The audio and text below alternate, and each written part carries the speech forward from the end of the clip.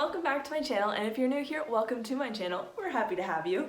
So this week we're moving on to week 4 of baking. So in this week we are going to be making monkey bread. I've only ever had monkey bread once in my life and I don't remember it being good, so hopefully it's as good as I remember, and if not, maybe we can just blame it on my baking skills. Anyway, so for this week, at the end of the episode, I will be ranking and rating how I feel about baking. So here we have the monkey bread recipe I am following, and as we can see from this amazing picture, we are in for a treat. So it's gonna take approximately 15 minutes of prep time, 35 minutes of cooking time, an additional 10 minutes for something, and then a total of 1 hour. Okay, so when I tell you this was the worst ingredient to find in a store because apparently no stores carry biscuit dough in Canada, I literally struggled for maybe 2 weeks going to various different stores. I went to the Superstore, I went to Sobeys, I went to Foodland, like pretty much covered my bases. I went to No Frills, I didn't see them there. But Walmart came in, I should have gone to Walmart first, to be fair. To be fair, everyone knows Walmart carries everything, so I should have gone there, but I didn't. I decided to go to every other store except Walmart. And anyway, so Walmart came in strong and had our biscuit dough. So I got 3 of these packages of the Pillsbury Country biscuit doughs. So in addition to these biscuits, we also need 1 cup of brown sugar, 2 teaspoons of our ground cinnamon, and 1 cup of our lovely white sugar. And half a cup of margarine, which I'm going to substitute out for vegetable oil because yours truly doesn't like margarine or butter. So yeah.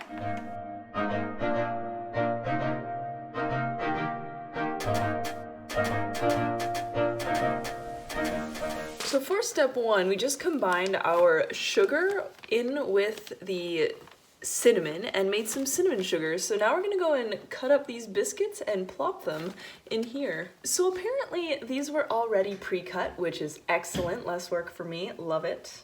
They feel really weird and fun at the same time. Like, I wish you could see this, but they feel foamy. Like I feel like I could like whack it at something, like go tossing these.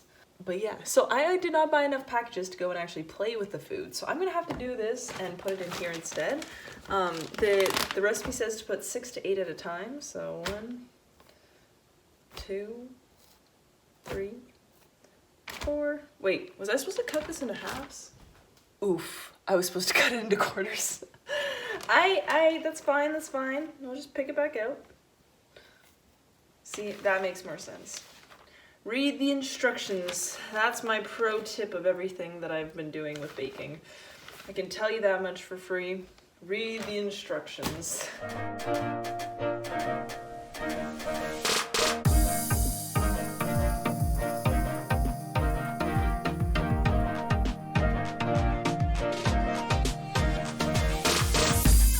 Okay, now that we've done what the instructions say, we'll just go ahead and give the ones in here a big shake and coat them.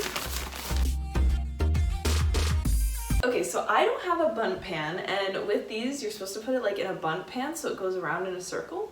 So instead I'm going to use a cake pan, and I'm going to put tin foil in the center to make my own little homemade bundt pan. I don't know if it's going to turn out well, but I don't know if I even really need a bundt pan, if I could just place it in here like normal, but I wanted to do it and follow the recipe because it's really important to follow instructions. What they say is really what you have to do. So I'm gonna turn this into a bundt pan with a little tin foil in the center, and then I'll let you guys know if it worked out well for me or if it was a total waste of my time. And yeah, so give me a quick second.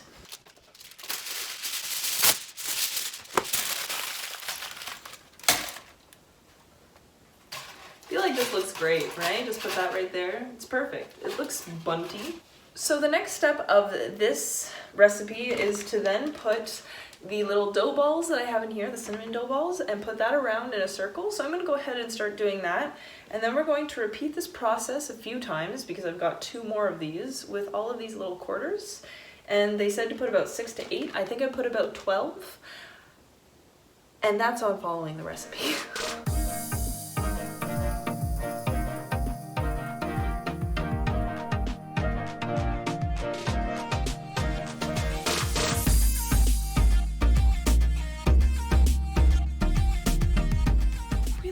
soldier, guys. You went down for the count.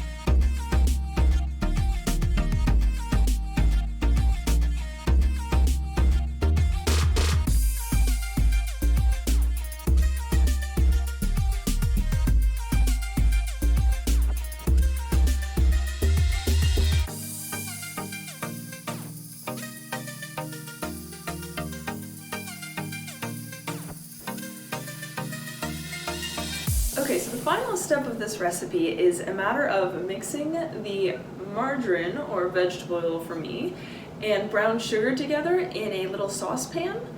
So we're going to go ahead and measure out 1 cup of the brown sugar and half a cup of the vegetable oil and start heating that up on the stove.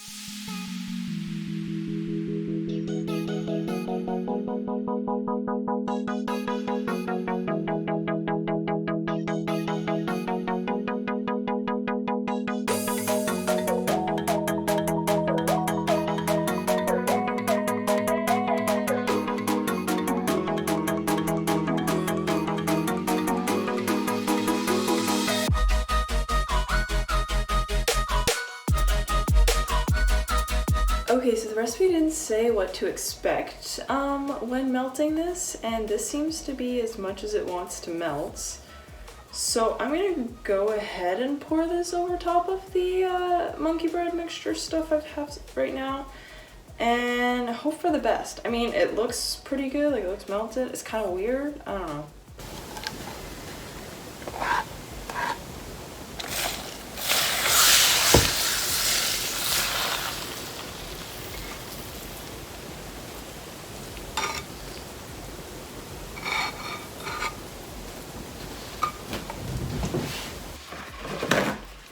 Okay, I a little bit didn't think this through.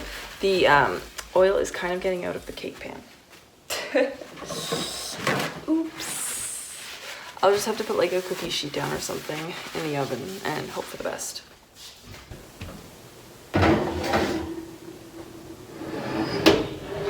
Okay, so the monkey bread is in the oven now, and we can set a 35-minute timer, and when we come back, it should be ready to go. So, computer, set 35-minute timer. 35 minutes, starting now.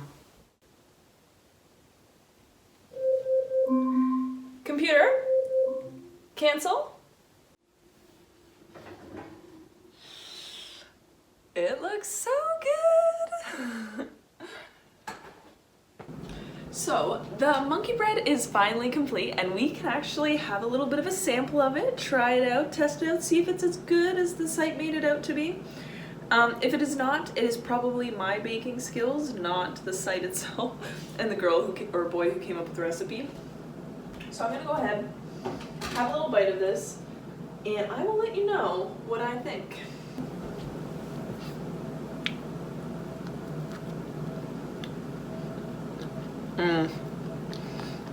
It's good. A big thumbs up for me, yeah.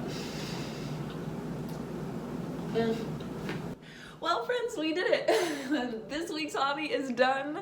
There's our monkey bread, and I'm low-key on a little bit of a sugar high, but that's okay. So I'll go ahead and eat the rest of this monkey bread, and I will meet you back in my room where we will rate the baking hobby. Okay, well that concludes our 4 weeks of baking, which is insane. I can't believe that. We baked apple rose tarts, the banana bread pizza, which was really good, and the monkey bread. So now it is time to review baking, which honestly, I really enjoyed it. I thought baking was really good. I mean, I wasn't a pro or anything at it, like there was bumps in the road, but I think it was still fun, and it would be fun to get a little bit better at baking and, you know, be able to just pick up whatever I want and start baking it, and it turns out pretty okay, not just so-so.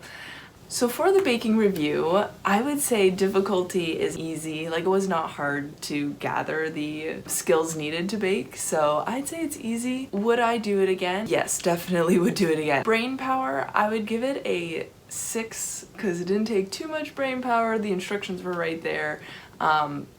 But realizing that, hey, I need to follow the instructions was an important thing. Like, yeah, don't go off what they're saying. Don't focus on the instructions and follow that word for word. Level of fitness, I would say 1 just because it wasn't like anything that tired my body out, so. Relaxation, I'm gonna give that a 7 just because there was a few parts, especially with the pizza, that stressed me out a bit and I was like, why isn't this working?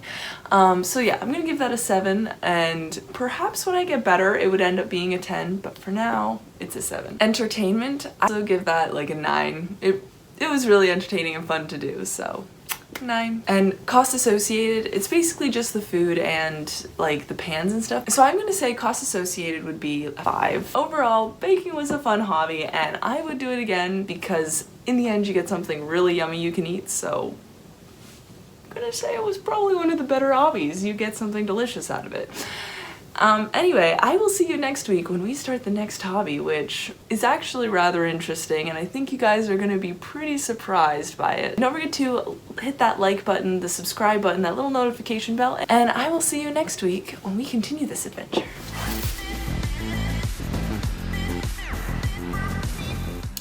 Half a cup of margarine, half a cup of margarine,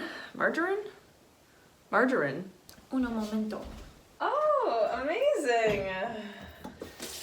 So that concludes this week's baking edition of Monkey Bread. No, I don't think that's it. I don't know what to do for